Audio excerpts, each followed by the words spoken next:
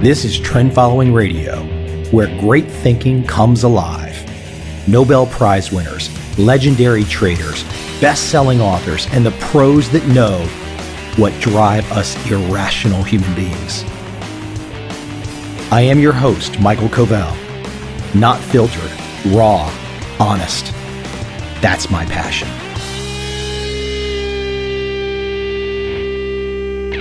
My guest today is Mark Mobius. Mark and I randomly met for the first time, I think it was 2007, 2008, at a conference in Macau. I believe I was following him after he presented. Not an easy guy to follow considering he's world famous. Mark is an emerging markets fund manager at Franklin Templeton Investments. He's been around for a long time, 40 years of experience. Currently, he directs the Templeton research team based in 18 global emerging markets. Mark brings a world of experience. I hope you enjoy this conversation.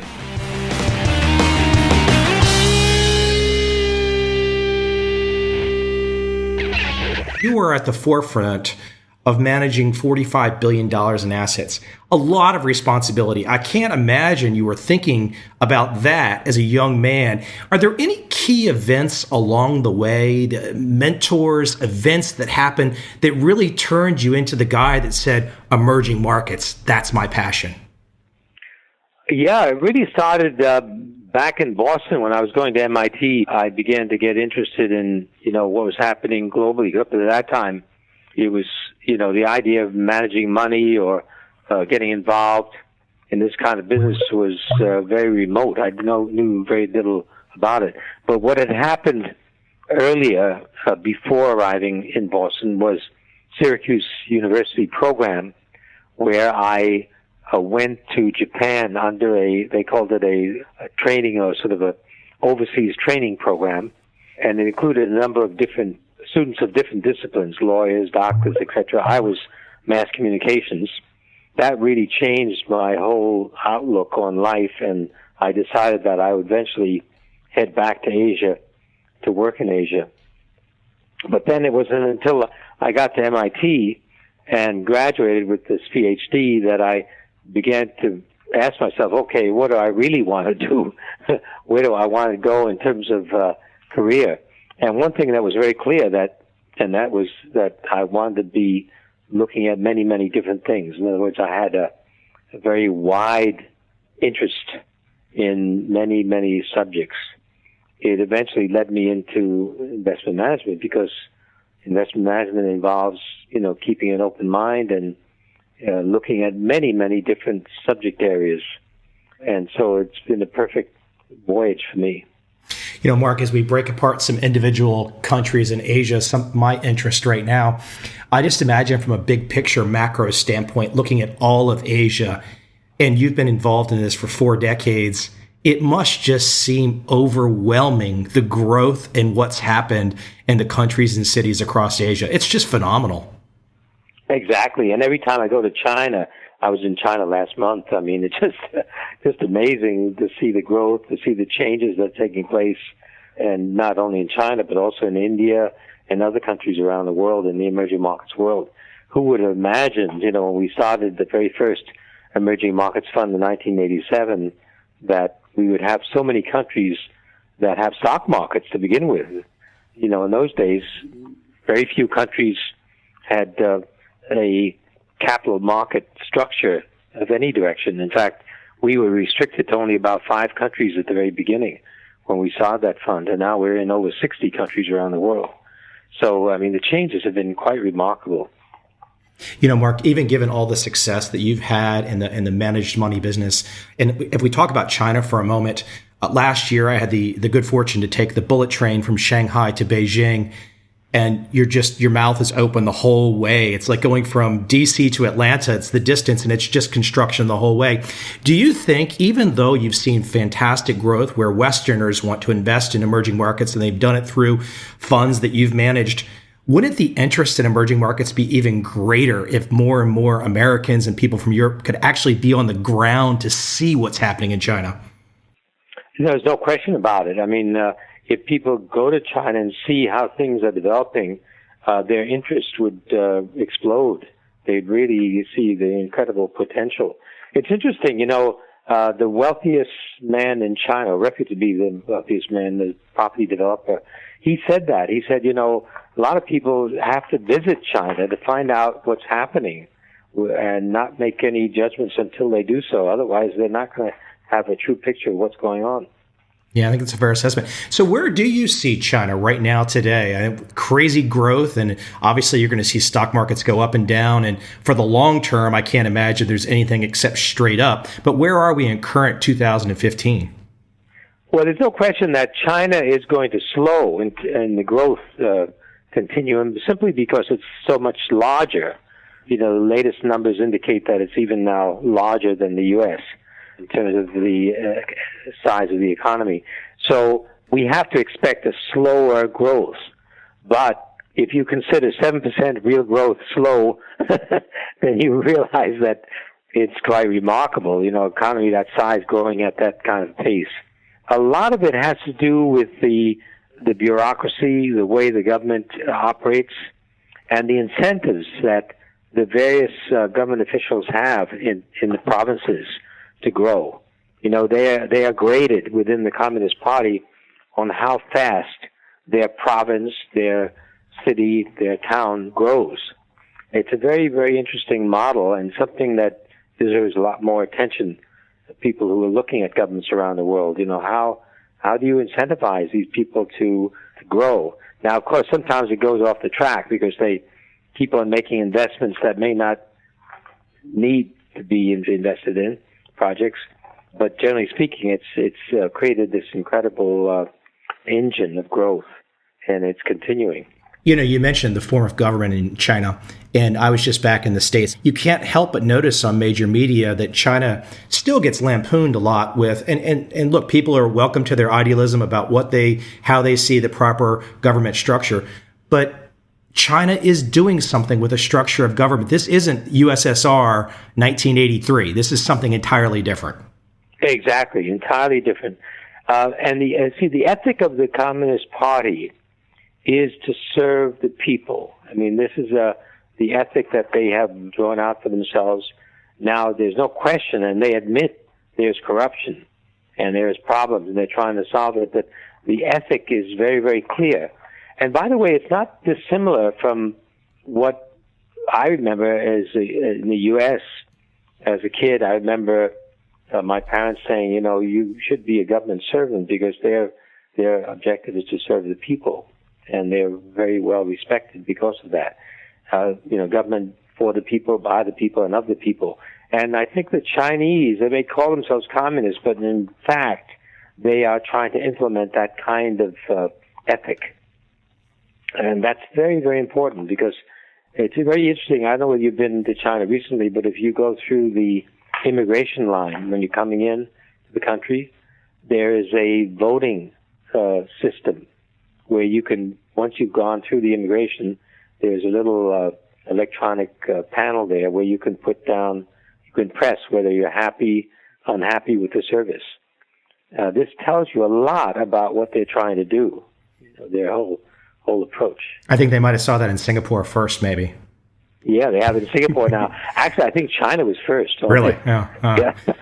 Okay, so listen, let me jump into Vietnam where I'm at today. So I'm seeing major construction across Vietnam right now, and it's really goosed up in the last 6 months. I'm seeing their first subway system being put in. They've just announced the new tallest building in the country to be built real close to District 1 in the heart of Saigon. How do you see Vietnam? Well, Vietnam has really been going through a transformation just like China, but they've been slower because I think the Vietnam War is so close and was so traumatic. So they're very, very sensitive to foreign domination. And so that, as a result, slows down their acceptance of foreign investment. Unlike China, which, has been really welcoming foreign investment to come in, of course, with certain controls. So this has held back Vietnam to some extent, but they're gradually getting over it, mainly because of what they see to the north. They realize that they cannot be too slow because China is going to overtake them in a big way. Now you're beginning to see more movement, but still they have a problem with moving a little bit faster than they have been moving. But we, as you know, we have an office in Ho Chi Minh City. We've been investing a lot. The market is not very liquid, by the way, and so it is considered a frontier market. And it's third largest allocation in our frontier funds for that reason. It's quite a fast-growing economy and some very good companies. But as I say, they have to really move a little faster on implementing investment. It feels like one of those places that when they decide to move fast, it's going to be fast.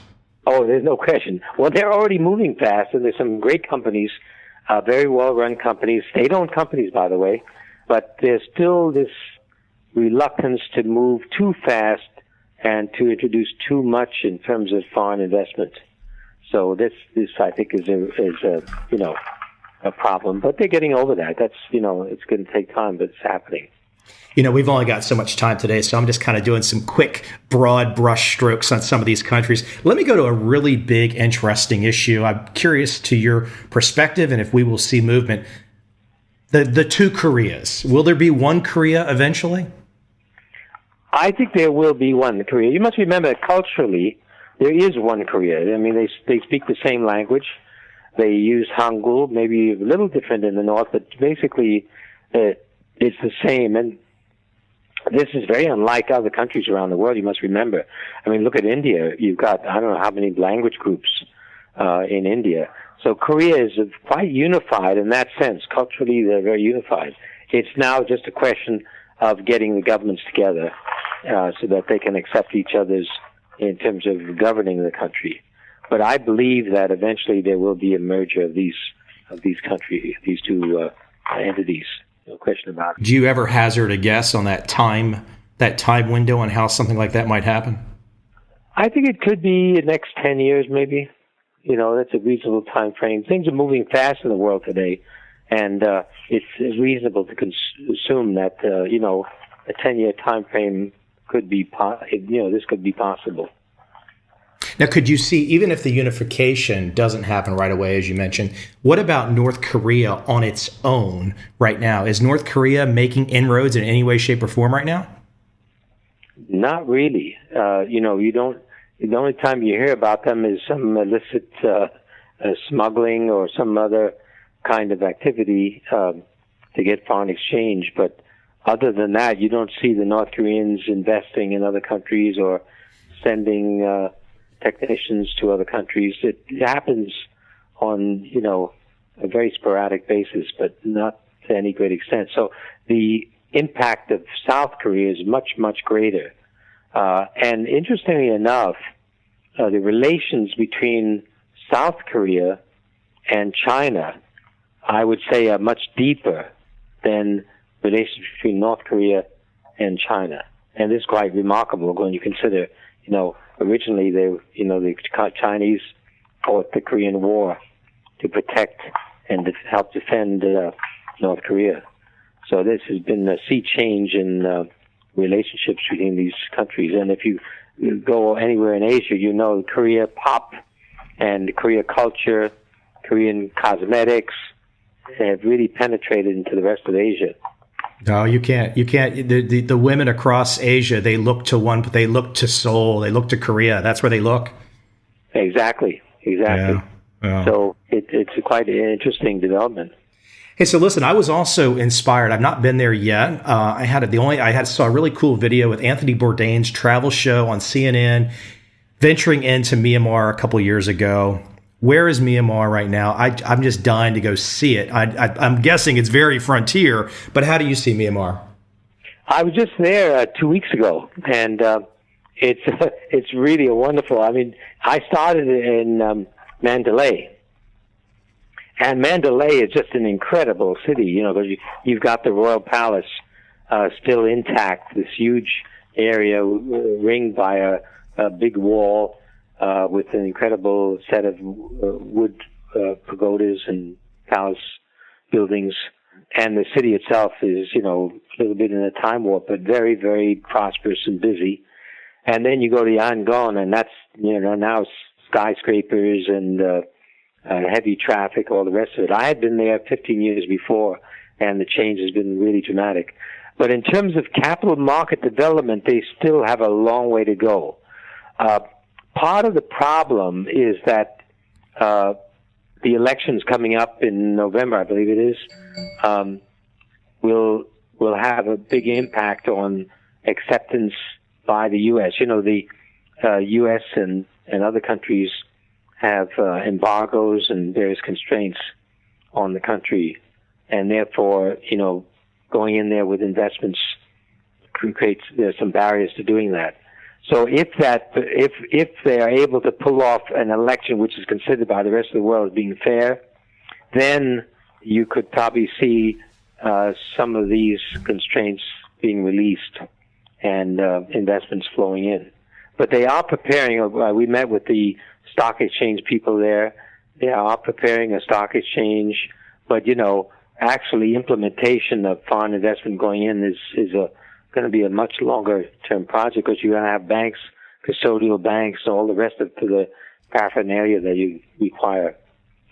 Hey, let me ask a kind of a fun question about Myanmar. The visuals that one sees, pictures, print, video, just look amazing. As you said, kind of time warp. Is it really that amazing on the ground, just some of the visuals of the pagodas and the temples and whatnot? Oh, yeah, just a deeply religious country. And everywhere you go, you see these gold-covered pagodas and temples and so forth. Just amazing. And in Myanmar, you see that in every city. And of course, if you go deeper in the countryside, you can sense that incredible religiosity that has been deeply embedded in the culture. So it is really it's quite an experience. But if you do go, I recommend you start with Mandalay, start in the up country, in the heart of the country, and then move down. Sounds like good advice. Let me jump into one of the most prosperous countries in Southeast Asia, and one of the smallest. I have a population of 5 million, Singapore. And I was there multiple times last year. I tried to tell people that in the States, and they say, I don't want to go to Asia. And I said, look, just stop at Narita really quick and fly down to Singapore. You're going to be in the air for 20 hours. Just go to Singapore. You're going to see something that you don't expect. Exactly. That's for sure. Yeah. I'm now in Singapore, and it's just a remarkable place. I mean, it's amazing what they've done and the progress they've made over the years, and they continue to make. You know, they allowed 2 big casino complexes to be built with a proviso that the largest portion of their income had to come from non-casino operations. So you have the tremendous boom in hotel room construction, and all the hotels are full as a result of this boom in tourism, with a lot of people coming in, of course, to visit the casinos, but also to see Singapore. And Adelson, the guy who's the brains behind the casino, Sands, yeah. And then over on the islands adjacent to Singapore, you have the other casino, which was built by the Malaysian Chinese group. They've done a tremendous job in attracting tourism. They have Universal Studios as their entertainment center. So it's really quite remarkable. And of course, Singapore has a lot more to offer. The fact that we're here, you know, our emerging markets group is based here in Singapore because of the attractive conditions that are offered to us by the government. Mark, does the word emerging market become a misnomer at some point in time? Because there's not a city like Singapore in the States. No, that's right. There's nothing like it. It's very unique. Probably the closest thing that comes to a mind when we look at Singapore would be Hong Kong. And in some ways, the two places have looked at each other and modeled some of their policies after each other. They're quite different in the sense that Singapore is more Southeast Asia-oriented, Malay culture to some extent, where, of course, Chinese and some Indian culture as well, whereas Hong Kong is strictly Southern Chinese culture. So there's that difference. But otherwise, open economy, big commercial center, big financial center, that's what really makes them very similar. God, it's such a fun stuff, and I tell you, all the different countries and experiences you've had. I'm gonna try and follow your lead over the next 30, 40 years. Hey, let me jump back to on Singapore. One last thing. So people can go read about the history. We don't have enough time to talk about it today, but what is some of the secret of the success there? What's in the water, so to speak? What culturally, the people are just, when I go to talk with Singaporean friends, Singaporean businessmen, they are on fire. They are in the moment. They are ready to go. There's no messing around. It's business. Exactly. And I think it's the government that sets the tone. I mean, in the sense that, and this is true of Hong Kong as well. First of all, the government is run like a business in the sense that the idea is to not spend beyond your means.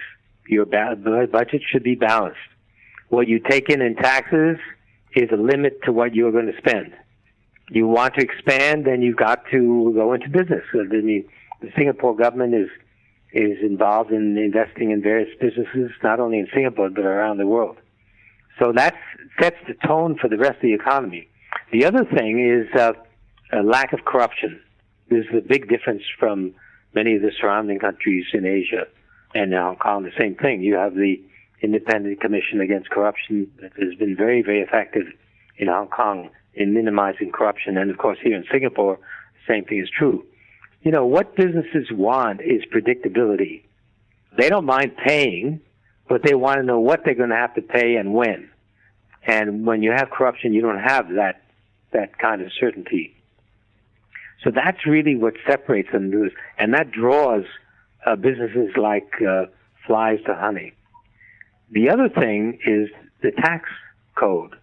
In Singapore, if you have a certain business or a certain orientation, then they will give you a tax break to attract you to come in.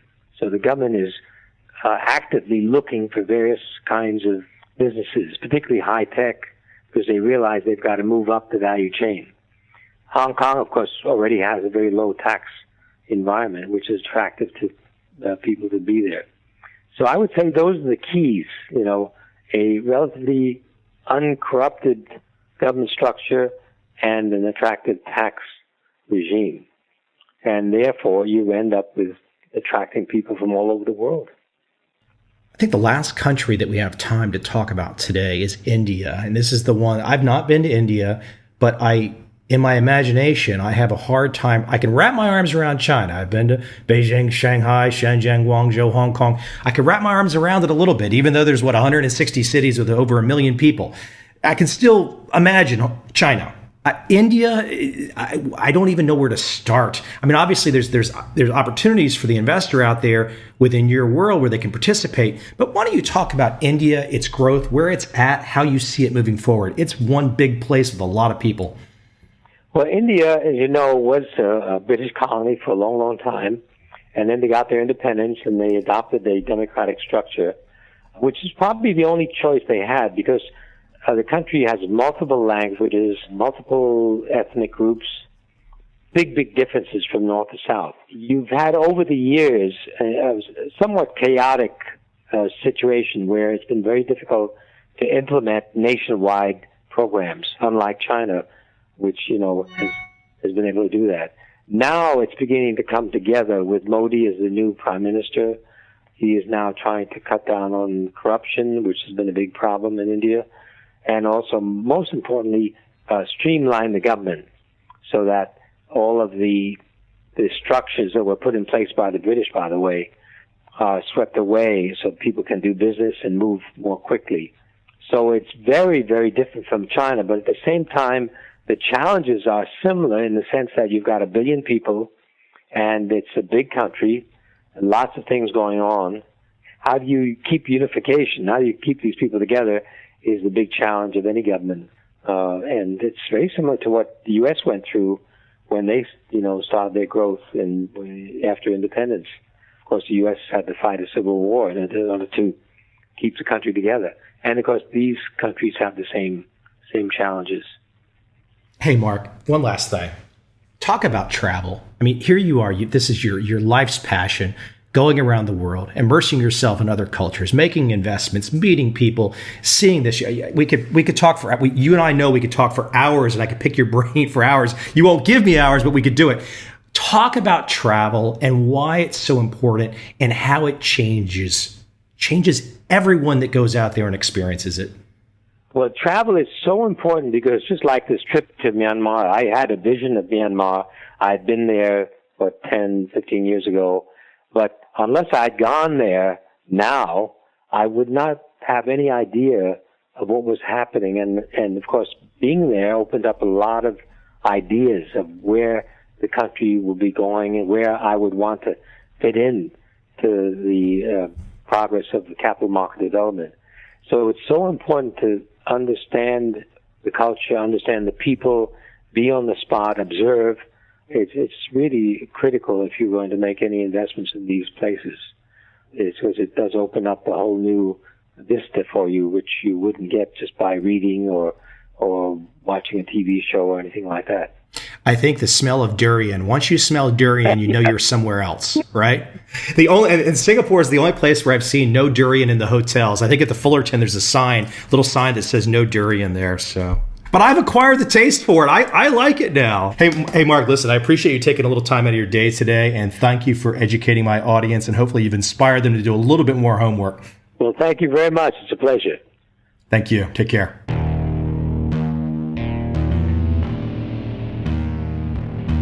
I see a time when those awake will understand how to make money in up, down, and surprise markets.